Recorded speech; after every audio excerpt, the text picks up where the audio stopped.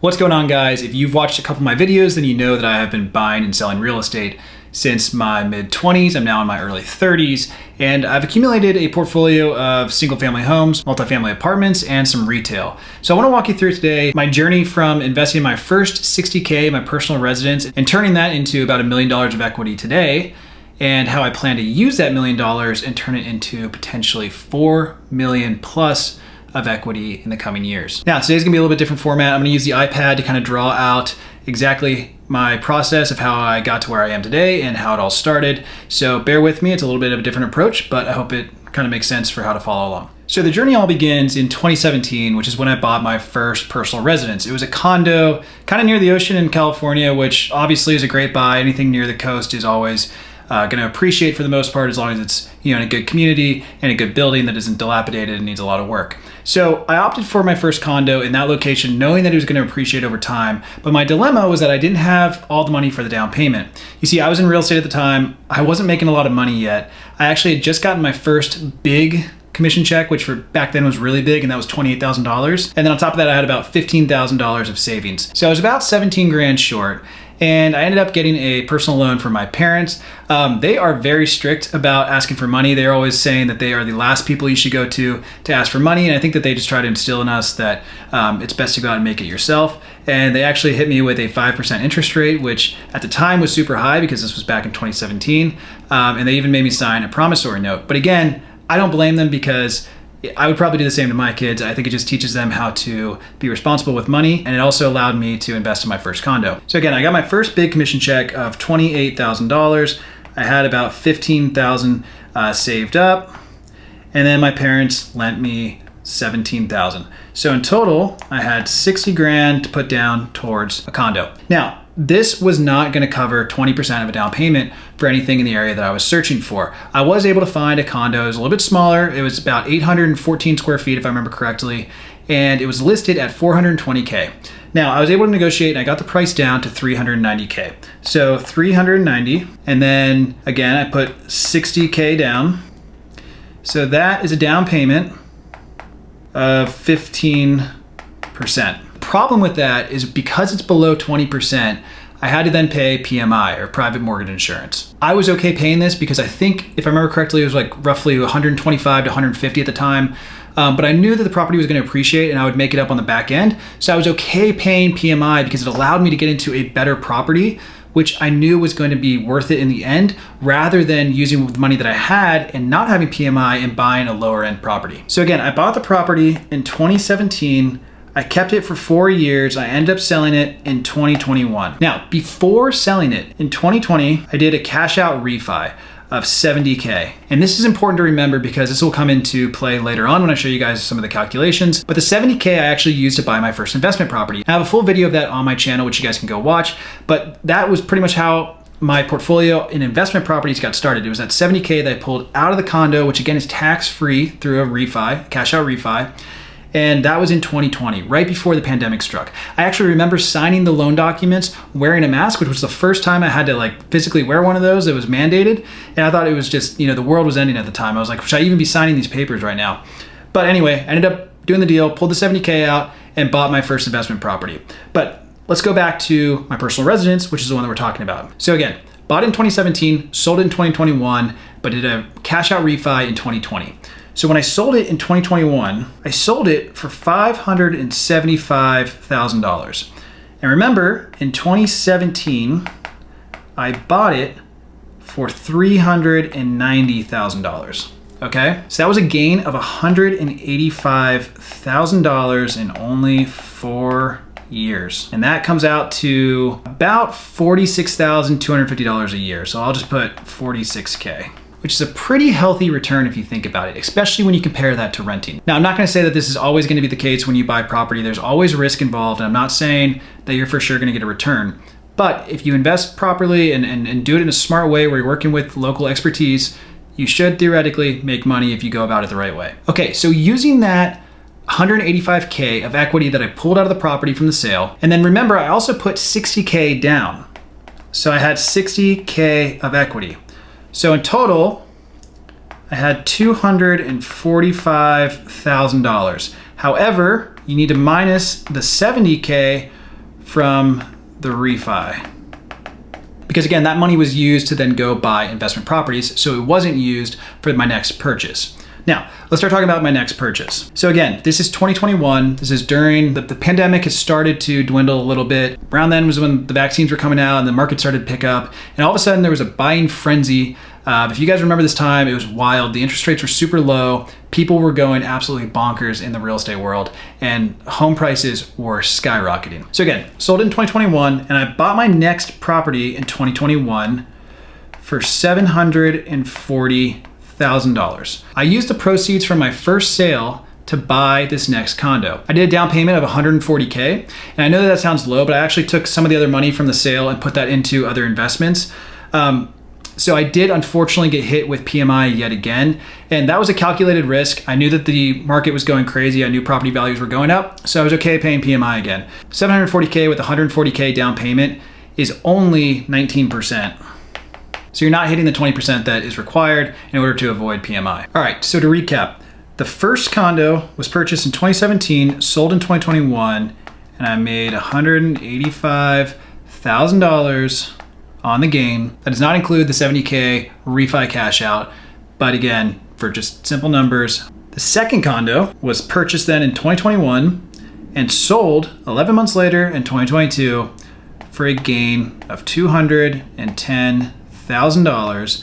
And that is crazy, being that it was only 11 months. But the problem with that is you are hit with capital gains because it's less than 2 years of owning the property as a personal residence. So I did have to pay capital gains tax on that, but it was okay because I had a really good opportunity to buy my next property. So using the $140K down payment that went into the second condo, plus the $210K of a gain that we got, I now had $350,000 to use towards my next purchase. This happened to also coincide with getting engaged to my beautiful wife, and she wanted to buy with me on the next deal.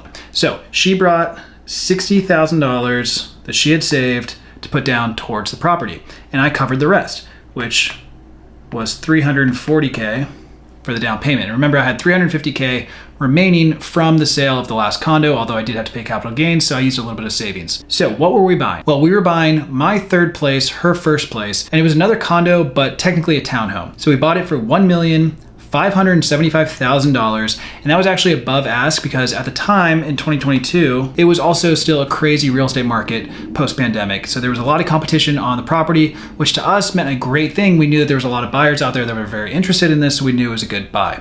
Not only that, we were buying in the same community I had just sold my previous condo in, and that sold in a matter of 2 weeks. So I knew this community was really hot right now. And to make matters even better, we were buying in an area that overlooks the Central Park, which is very highly sought after, but the last phase of the community was being built. Everything in the community had been built in the last 10 to 15 years, and this was the final phase. So that was going to increase demand once that was finished because there were no more phases. And on top of that, down the street, there was a brand new hospital. So I knew that doctors and nurses were now going to be needing housing in the area, and obviously they have really good incomes. So I knew that property values were going to jump. So we bought for $1.575 in 2022, and it is now 2024 at the time of filming this video. We have not sold our property. We are getting ready to list it very soon, but I want to walk you through exactly what we're expecting to get out of it and what we plan to do with the money. So again, it's 2024, and we, as of right now, in talking with realtors and looking online, we believe our property is going to go for about $2.2 million early next spring. And that actually might be light. So looking at that compared to what we bought it for, that is a gain of $625,000. And if you add that to our original equity of $400K that we used for the down payment, because again, we used her $60K and my $340K, which takes us to the $400K. So we had $400K of initial down payment plus a $625,000 gain that we anticipate from selling our property now. And that equals $1,025,000. And really apologize if my handwriting's hard to follow. I'm literally doing this holding the iPad, which probably wasn't smart. Future videos, I'll do it on a desk. But anyway, back to the math. So we assume that after selling our current place, we're gonna have about $1 million plus $25,000 of equity. Let's call it $1 million for easy numbers. So we are currently in escrow right now on our next buy, and we are buying something for $3.1 million. It's near the coast, and the best part about it is it's actually multifamily. And I'm gonna tell you why in a moment that is great. But to keep the conversation momentum going, let's talk about the numbers real quick. So we're at $3.1 million on the purchase price. We have $1 million for the down payment. We're buying it for about 32% down. So let's talk about this deal, because I think if everything goes according to plan, will be our biggest deal to date. So again, I told you that we're buying it for $3.1 million, and I also told you it's a multifamily deal. What's really interesting is I'm gonna draw this out real quick. It's a large rectangular piece of property. It's being sold as a triplex. However, originally it was built as two individual single family homes. There's one on the back, and again, sorry for the drawing, I'm literally holding this. And then there's one on the front that's a little bit more of an L shape. It has a yard in the front, a yard in the back. This one kind of has a little side yard, but then there's a little bit of a ravine in the back. The reason why they call it a triplex is down below the front house, underneath where the basement used to be, is an ADU, or an additional dwelling unit. And underneath is non-conforming, which means that the city actually never approved it. Whoever owned the building just did it without getting it permitted. But they've kind of since grandfathered it in because I believe it happened back in the 70s. But it's non-conforming because the parking does not fit in with the parking table for the area. Knowing that these were two single-family homes back in the day, and knowing that the city still identifies them as two single-family homes, what we're planning to do is actually do a lot split. So we're gonna create one property and two properties. We're gonna live in one of them and we're gonna sell off the other. The plan as of right now is to live in the front unit and then sell off the back unit. If we're able to pull this off, it's gonna be a huge return. The properties do need a little bit of work, and we fully understand that that's gonna be also something that factors into the equation. But for what we're buying it for and knowing what comps in the area go for single family homes, we see that there's a lot of upside here. Remember, we are going to likely move into the front house, and then we're gonna sell off this back house. In talking with real estate agents local to the area who specialize in residential real estate, we believe as of today, with very minimal investment, so really just upgrading the floors, possibly the kitchen, and a little bit of tile in the bathrooms, the back house should sell for $2.5 million. It has ocean views, and it's honestly a great house. It just needs a little TLC. So we think it's gonna sell pretty quickly. The front house, which is, again, the one that we're gonna be living in, we do plan to fix it up, and we honestly might live in the back house for a little bit while we work on the front house. But in looking at comps, if we're able to clean the front house up how we want to and how we believe it should be cleaned up, and in talking with local real estate professionals, they believe that if it were to be cleaned up, because right now it's not in the best shape, but if it were to be cleaned up and sold at today's value, it would be worth about $4 million. So in total, we're looking at a property that's worth cleaned up about $6.5 million, and we're buying it for $3.1 million. Again, there's gonna be some construction costs involved. As of right now, we don't have great quotes because we're going through the architectural phase, engineering and everything else, as well as city permits. We believe the front house will probably cost about $200K to fix up. We believe the back house will be about $200K to fix up. The front house will likely be a little bit more than that. We hope it's gonna be $500K or less. So for now, I'll put 400. So a total of 600K. But again, spending 600K to make a couple million sounds like a pretty great deal to me. So let's break down the numbers just real quick on this new deal. For the breakdown, I'm gonna leave out construction costs because we may end up just funding that out of our bank accounts. I'm not really sure yet. We may get a construction loan. So there's a lot of moving parts on how we're gonna do the construction. We also may do it in phases. So for simple numbers, I'm just gonna focus on the return on the property, but know that the total return would be adjusted slightly based on the construction and remodel. So again, we're buying it for $3.1 million with a $1 million or about 32% down payment. Okay, so that's the base equity play in the property. Now, if we are able to fix it up and sell it for what we hope to, that is a $6.5 million valuation. And so if I subtract the initial purchase price of $3.1 million, that leaves our total gain of $3.4 million.